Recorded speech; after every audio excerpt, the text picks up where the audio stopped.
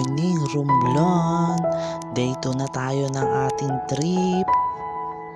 You know, ang sarap talaga magkape pag mag-isa tapos ganito yung view. Napakatahimik ng lugar. Mapapaimod ka talaga kahit hindi ka imo. Matatapos pa ba to? Gusto ko muna lumayo. Nagkakape na naman. Kada umaga na lang. Ang lakas pakaganda ng umaga pag nagkakape ka talaga, no? Chill na chill lang muna, pahinga mo. At eto na nga, sama-sama na yung mag-iisa dahil pupunta tayo sa isang resort. Kaya samahan nyo kami. Ingat sa biyahe mga insan.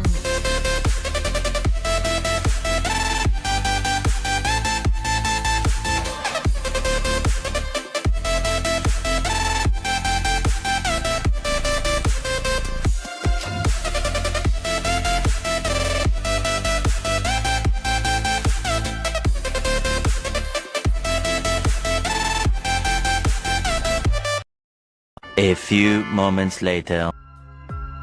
Food trip muna tayo dahil tanghali na. Gutom na ang mga mag-iinsan. Napaka-solid din ang place nila. Fish pan ang ilalim. You know, kitang-kita nyo may mga isda dyan.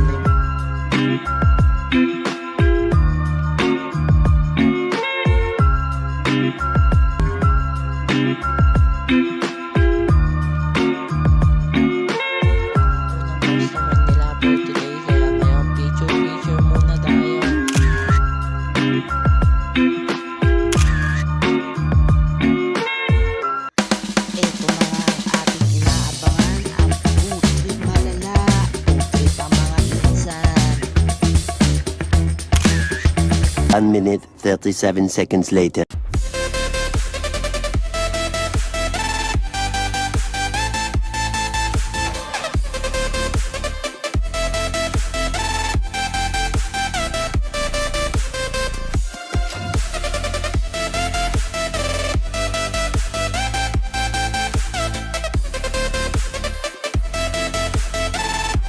Two 2,000 years later. Nandito na tayo sa tinagal-tagal ng biyahe natin. Nasa? Kiwi Beach Resort. Ayun no, entrance pa lang, napakasulit no, napakaganda. Ngayong araw tayo lang ang guest nila, kaya napakasolid.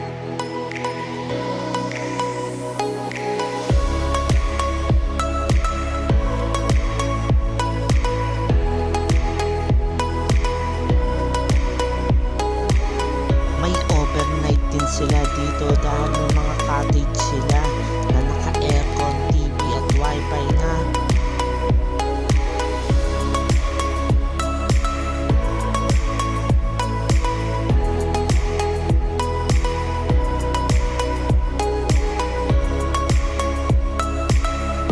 Dito ka nang o-order o ano man at ito yung mga cottage nila.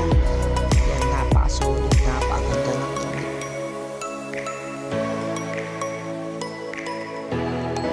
Chill muna tayo dito, men.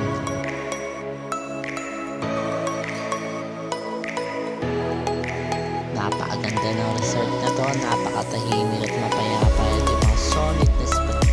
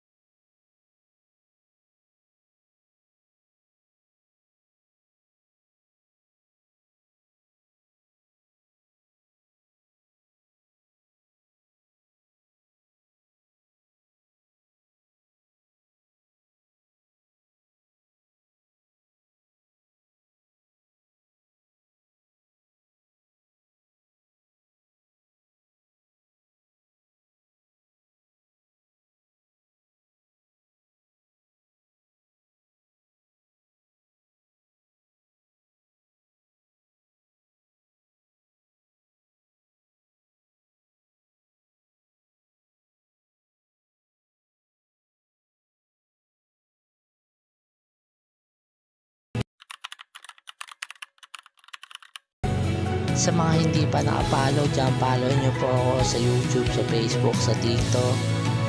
1 hour later. Ayun na nga, food trip malala dahil pagod sa paglaro. Napaka-solid ng FT natin ngayon.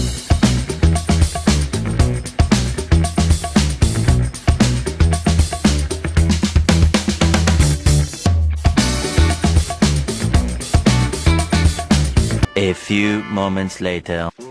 Minsan, mas maganda solohin ang mga pasan na problema. Pumunta sa isang napakalayong lugar ng mag-isa.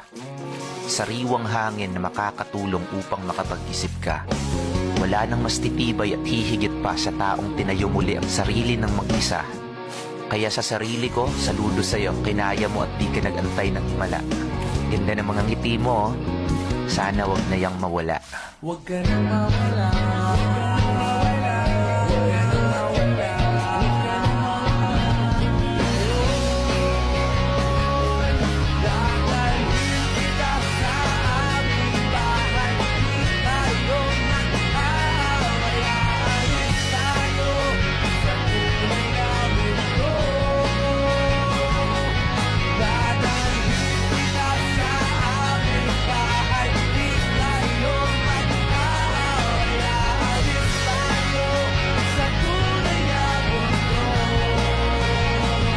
Bago tayo umuwi, hindi pwedeng wala tayong souvenir dito. Remembrance, yan dito tayo. Bibili tayo ng ating souvenir pa uwi.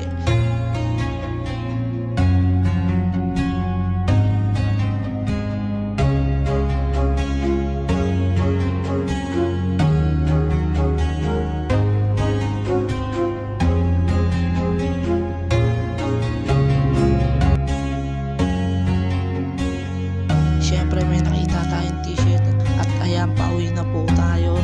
Salamat sa mga nanood, salamat sa mga sumama.